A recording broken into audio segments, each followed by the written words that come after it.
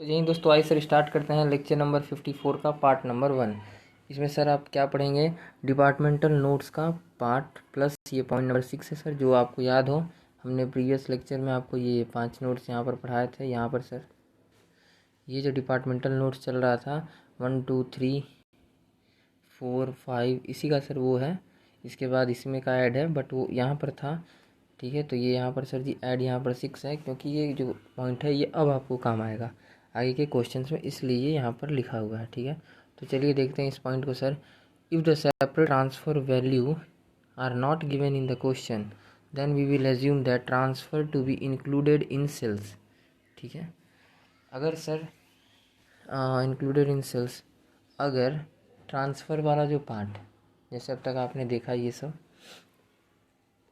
यहाँ पर transfer from और ट्रांसफ़र टू वगैरह गिवन था। ठीक है, तो आप मानते थे कि ठीक है सर ये अलग अलग से आपने यहाँ पर लिखा, बट ये कह रहा है कि अगर ट्रांसफ़र का पार्ट गिवन ही ना हो, ठीक है, if separate transfer value are not given then we will assume that transfer to is included in sales.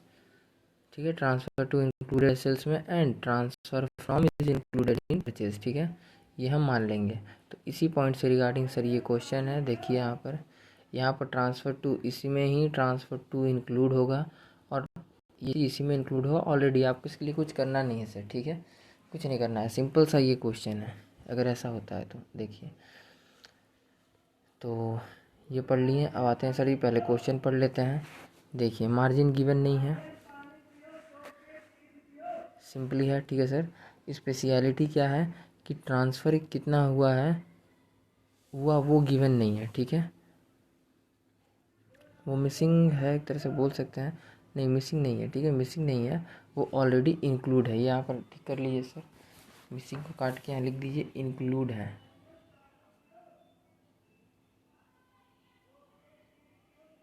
Include है ऑलरेडी।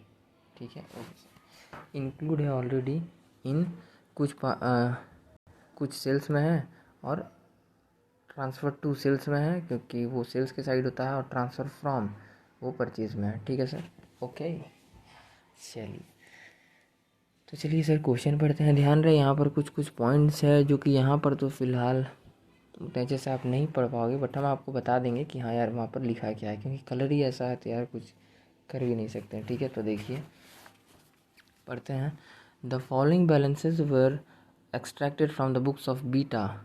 ठीक है, you are required to prepare departmental trading account and general profit and loss account. देखिए सीधे simply बोल दिया कि आपको क्या क्या बनाना है। प्रिपेयर करिए डिपार्टमेंटल का ट्रेडिंग अकाउंट प्रिपेयर करें और जनरल P&L बना दें अलग से। ठीक है, okay. For the year ended 2018। ठीक है सर, ओके।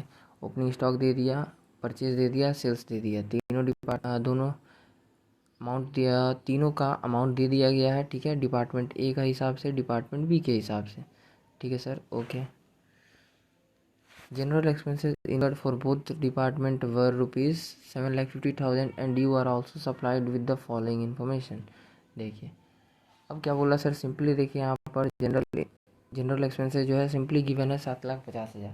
तो सेम ट्रीटमेंट जैसे आपने किया था हमारे साथ क्वेश्चन नंबर 7 में, ठीक उसी तरह ट्रीटमेंट करेंगे। सिंपली जनरल एंड P&L बना करके वहाँ पर सर जी डाल देंगे। ठीक है, कोई दिक्कत नहीं। हो गया, सिंपल सा क्वेश्चन है यार, जस्ट 5 मिनट में ख़त्म।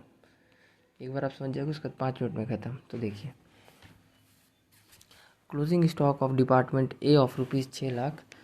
ये कह रहा है कि क्लोजिंग स्टॉक है डिपार्टमेंट ए का, क्लोजिंग स्टॉक यहाँ गिवन है 6 लाख। ठीक है, इसी तरह closing stock of department B का 12 लाख। ठीक है, तो यहाँ पर क्लोजिंग स्टॉक आपको गिवन है। ये अलग से इन्फॉर्मेशन, एडिशनल इन्फॉर्मेशन है कि इंक्लूडिंग गुड्स फ्रॉम डिपार्टमेंट। अब देखिएगा अनदर इन्फॉर्मेशन हम पढ़ेंगे, including goods from department B for rupees 1,20,000 at cost to department A. ठीक है, 1,20,000 का एट कॉस्ट पर ये किसका है, 1,20,000 बी भेजा था। ठीक है, उस बी का ये भेजा हुआ पार्ट में से कुछ बच गया है, जो कि ए के क्लोजिंग स्टॉक जो बचा हुआ 6 लाख है, उसमें से 1,20,000 बी का भेजा हुआ पार्ट है। ठीक है, ओके सर। ठीक इसी तरह नीचे में including goods from department A for rupees 1,80,000 at cost. 1,80,000 cost के दाम का बी के क्लोजिंग स्टॉक जो कि 12 लाख का है, इसमें शामिल है। ठीक है, तो बी का जो डिपार्टमेंट बी का डिपार्टमेंट बी का जो क्लोजिंग स्टॉक है उसमें 1,80,000 शामिल है। ठीक है सर, डिपार्टमेंट बी का जो 12 लाख है, ठीक है, उसमें ये 1,80,000 एट कॉस्ट अमाउंट किसका शामिल है, ये जो भेजता था उसमें से बचा हुआ है। ठीक है, तो ये ए का है। Yes sir. तो स्टॉक रिजर्व किस पर निकलेगा सर, आपको तो अच्छे से पता ही है। 1,20,000 पर बी का निकलेगा और 1,80,000 पर ए का निकलेगा। ठीक है सर, यही होगा। Yes sir, okay. तो चलिए इसके बाद देखते हैं आगे। Opening stock of department A and department B include goods of the value of 60,000 and 90,000। अब देखिए वो क्या दिया कि ओपनिंग स्टॉक में भी, ठीक है, ए में कितना छिपा है, opening stock department A and department B include, A में 90,000, ए में है 60,000 और बी में है taken from department B and department A respectively. देखिए 60,000 डिपार्टमेंट बी का इंक्लूड है किस में, ए में, और कलर थोड़ा चेंज करते हैं ज़िंदगी में सर, और डिपार्टमेंट ए का शामिल है 90,000 किस में, डिपार्टमेंट बी में। ध्यान रखिएगा सर, समझ रहे हैं। यस सर, एक मिनट।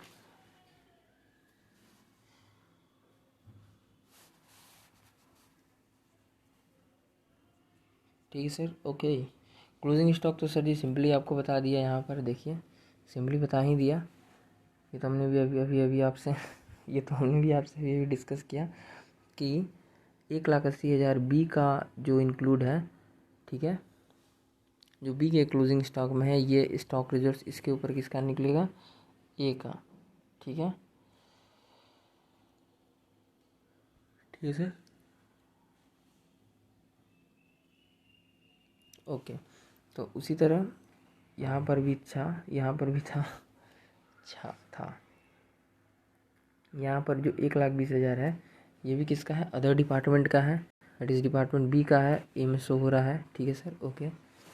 ओपनिंग स्टॉक पर सिंपली कह रहा है कि opening stock of department A and department B include goods of, A में छिपा हुआ है ये 60,000 है ए में, और ये 90,000 है बी में। ठीक है, taken from department B and department A respectively, cross में।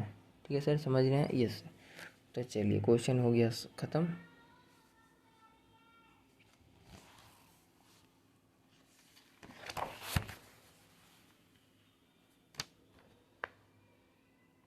इतना पार्ट शामिल है, हो गया।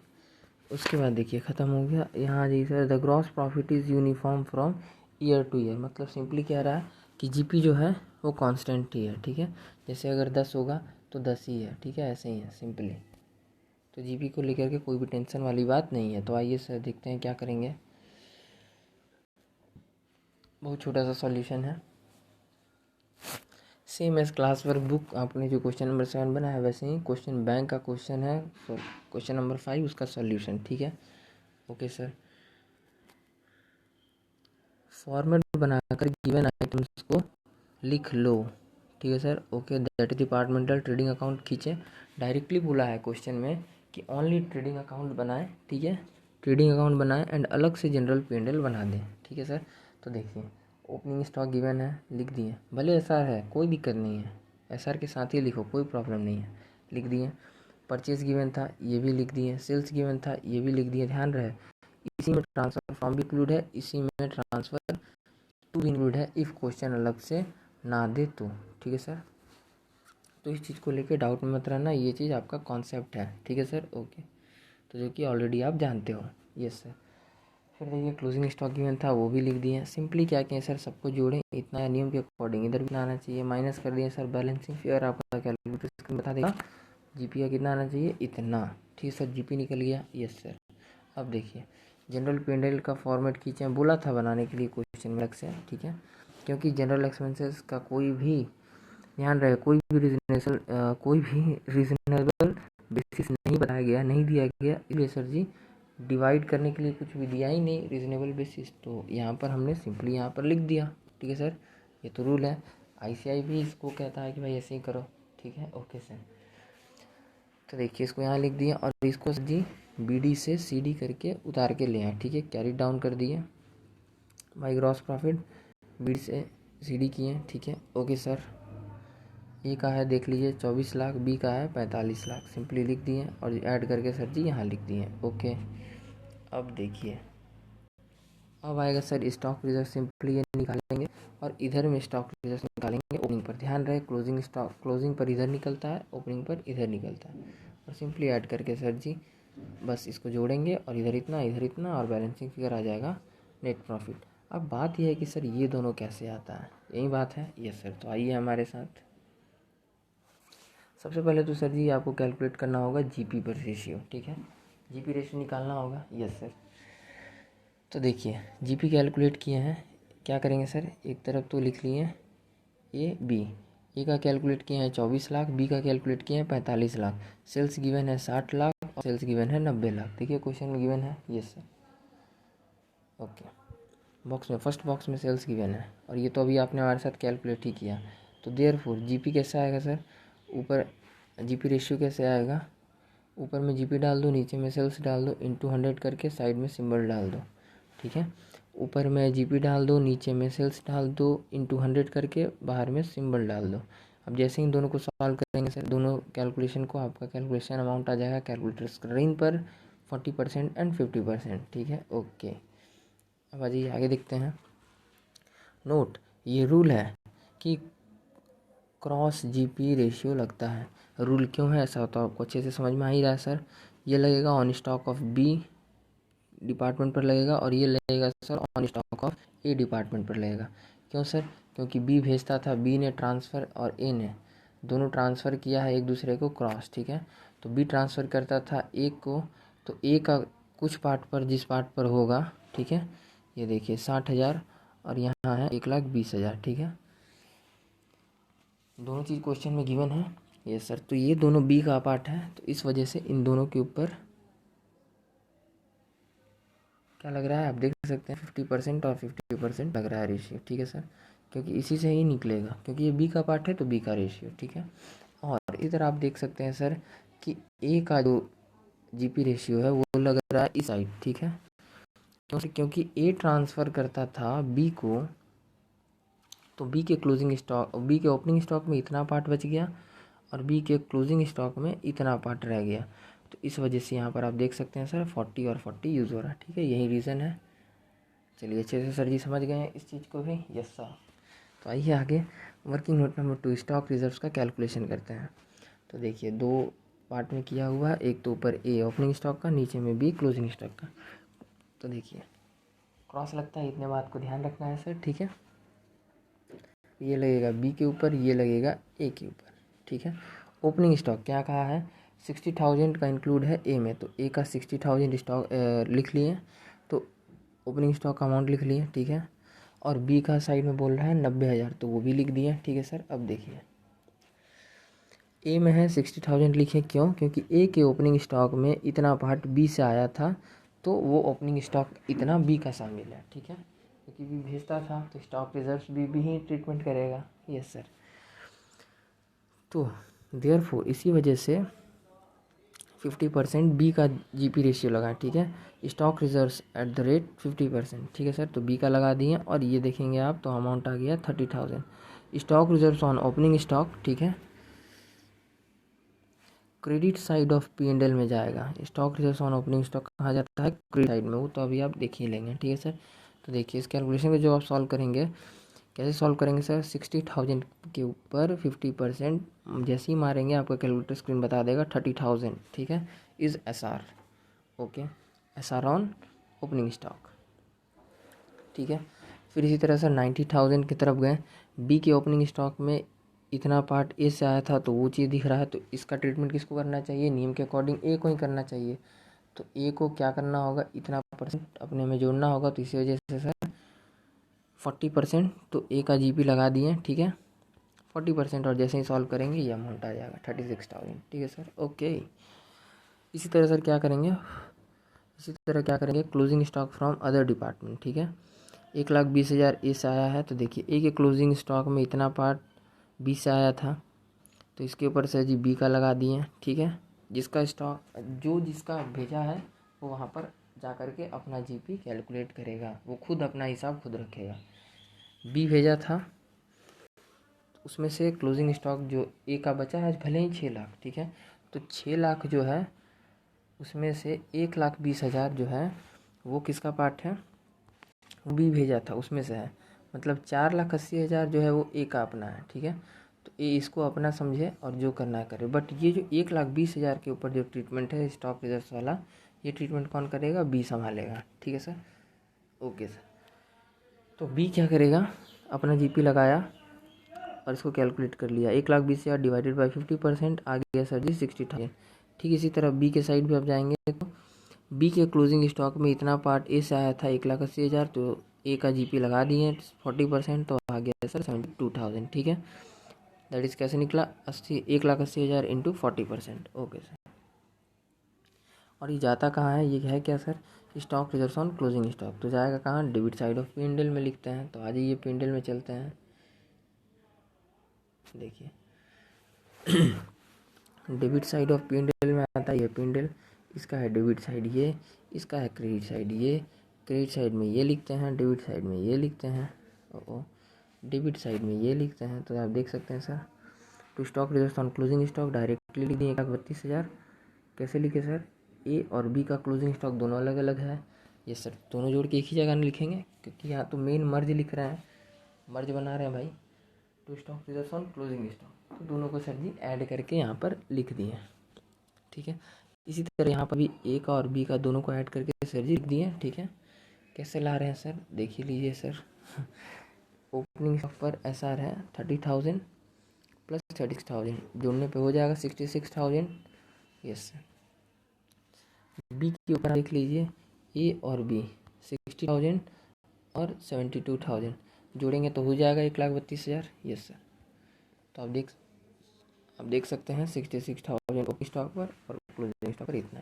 अब क्या करेंगे सर, सिंपली बस आपको तो बता ही दिए, इधर से ऐड करेंगे इतना आएगा, नियम के अकॉर्डिंग इसको माइनस करिए, इसको माइनस करिए, जो बचा हुआ आपका क्या हो गया, balancing figure is your net profit, ठीक है सर। ओके, चलिए, तो ये था सर ये 5th नंबर सॉल्यूशन, जो एक छोटा सा सॉल्यूशन था, इसमें आप देखें कि हाँ सर दोनों डिपार्टमेंट का क्रॉस में लगा रहे थे, और किस तरह ये हमें इतना ही सिखाया सेम अगर इसको आप पीछे वाले क्वेश्चन से कंपेयर करोगे तो सर जी इसमें क्या डिफ्रेंशिएशन है, इसमें सिर्फ यही डिफ्रेंशिएशन है कि यहाँ पर सर जी ट्रांसफ़र टू और ट्रांसफ़र फ्रॉम वाला झमेला नहीं है, बाकी तो सारा चीज़ सर हमने प्रीवियस क्वेश्चन नंबर 5 में किया ही है, ठीक है, यस सर।